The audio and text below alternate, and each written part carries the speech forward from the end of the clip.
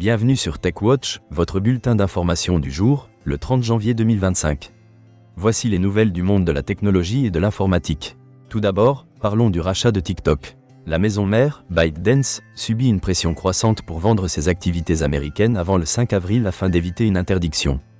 Plusieurs prétendants se manifestent, notamment Elon Musk et l'influenceur MrBeast. Microsoft et Oracle sont également dans la course, avec des intérêts spécifiques sur le marché de la publicité et de la gestion des données. Cependant, ByteDance semble peu enclin à vendre, rendant l'avenir de TikTok en Amérique incertain. Une découverte fascinante concerne l'astéroïde 2024 PT5, qui pourrait être un fragment de la Lune. Sa composition est similaire à celle des échantillons lunaires et il ne représente aucun danger de collision avec la Terre. La NASA a aussi mis en lumière un immense point chaud volcanique sur Io, la lune de Jupiter, avec des éruptions bien plus puissantes que toutes les centrales terrestres. Dans le domaine de l'intelligence artificielle, une nouvelle IA chinoise appelée DeepSeek suscite des inquiétudes aux États-Unis et en Europe. Les autorités américaines examinent ses implications pour la sécurité nationale, tandis que l'Italie questionne sa conformité avec le règlement général sur la protection des données. Les préoccupations portent sur la collecte de données personnelles.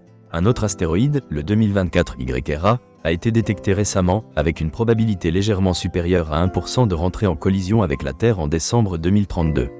Malgré cette faible probabilité, les scientifiques restent vigilants. SpaceX prépare une mission visant à rapatrier 2 astronautes qui sont bloqués dans la Station spatiale internationale depuis juin 2024. Leur séjour d'8 jours a été prolongé en raison de problèmes techniques. Une innovation dans le domaine de la sécurité provient de MIPS, qui a conçu une technologie de casque de protection réduisant les blessures cérébrales. Environ 20% des casques vendus en France intègrent déjà cette technologie. Concernant la cybercriminalité, le général Christophe Husson a révélé, lors d'une déclaration au commandement cyber de la Marine, qu'il y a eu près de 280 000 atteintes numériques en France en 2023. Les cybercriminels utilisent de plus en plus l'IA générative, rendant les attaques plus sophistiquées.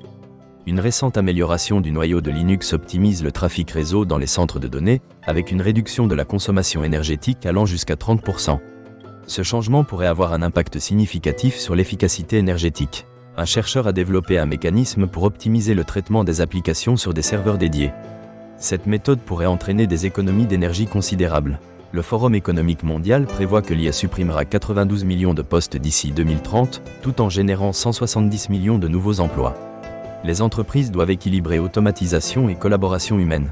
Des chercheurs du Georgia Institute of Technology ont découvert des vulnérabilités dans les puces silicone d'Apple. Bien qu'Apple travaille sur un correctif, aucune preuve d'exploitation n'a été trouvée jusqu'à présent. Le cybercriminel qui se fait appeler Intel Broker a revendiqué une nouvelle intrusion dans le réseau de Hewlett Packard Enterprise, ce qui soulève des préoccupations quant à la sécurité de l'entreprise. En France, une étude dévoile que le pays investit moins que d'autres nations de l'Organisation de coopération et de développement économique dans l'éducation numérique. Cela soulève des inquiétudes concernant la formation des enseignants et l'intégration du numérique dans le système éducatif.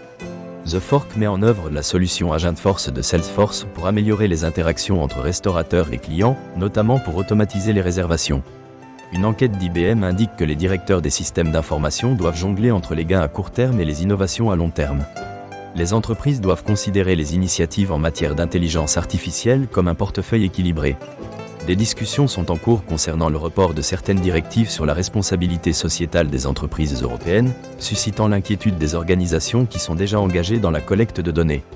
Enfin, le groupe Constellation a acquis Fileserve, un fournisseur de services de cloud computing, afin de renforcer sa stratégie dans le secteur des services cloud.